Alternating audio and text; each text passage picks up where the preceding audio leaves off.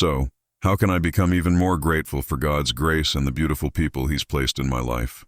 The phrase even more presupposes something, that I'm already grateful. I already have that gratitude, and by saying it, I'm stacking on top of something real that already exists.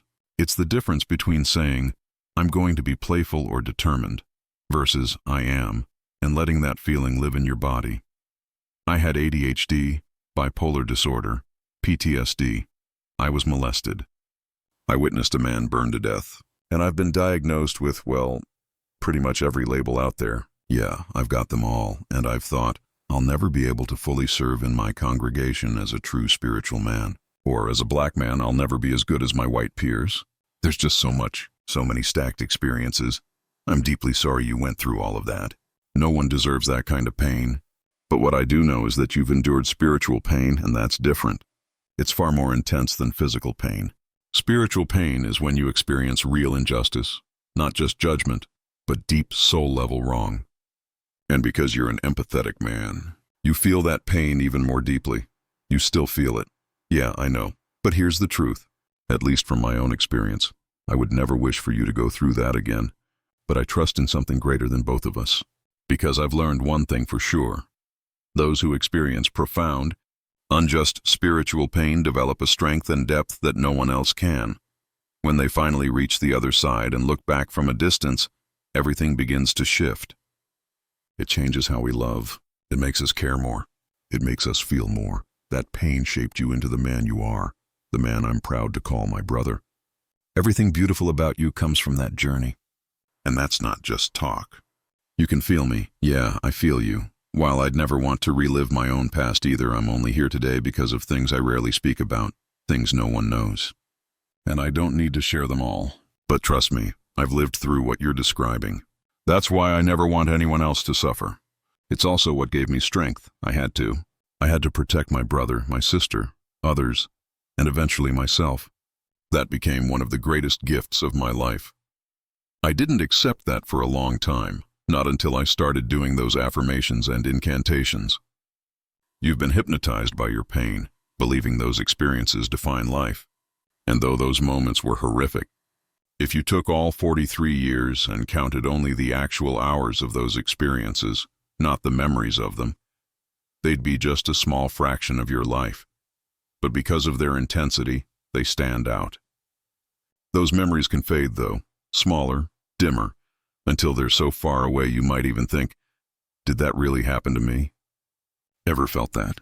I had to forgive my brother for molesting me because he made me who I am. For years I slept with my kids in my arms every night, just to be sure they were safe. I became a fierce father. Stop for a second. Take that in. What a powerful, protective father you became. That's beautiful, yeah. So I was told to reach out to the people I needed to forgive. But he passed away from leukemia 20 years ago. I thought, how do I call him now? Maybe I could write a letter and burn it, or toss it into the ocean. Then yesterday, during the blessing exercise, you said, think of your greatest moments. So I did. First, my wedding day. My wife was only 21, barefoot on the beach. I had never even imagined my wedding before that moment. You told us to make it more vivid, so I made the sun shine brighter, the wind stronger. It was beautiful. Then I thought of my son being born. Then my daughter. And suddenly my arms lifted up on their own. My eyes were closed. My head leaned back, and I was holding a body. It was my brother.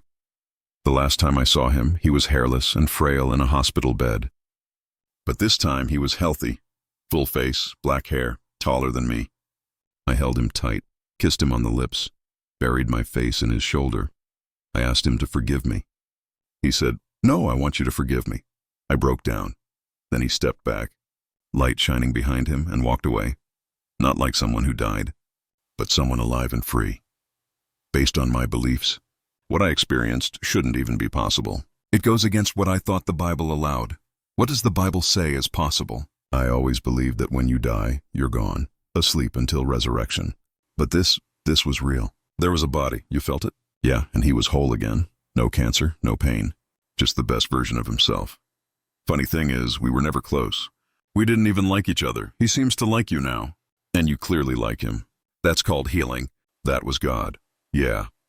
No matter what name you give it, God, the universe, divine intelligence. Sometimes we let words get in the way. Men wrote those words, and most people don't even read them directly. They hear them through others' interpretations. I'm Christian too, but I honor whatever people believe. I was raised that way, but I've learned that each of us touches God from a different angle, like blind men feeling different parts of an elephant. One feels the trunk, one the tail, one the leg. Each thinks they've got the whole picture, but God is bigger than all of it. What's clear is that it's beyond our awareness, beyond our understanding. And you, my brother, you needed healing. Yeah, you came to the right place. And you did the work?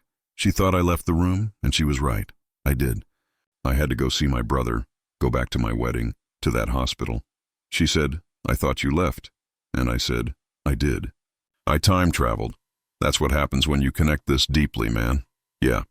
But this isn't a church or a therapist's office. It's just you, it's us, heat, energy, presence.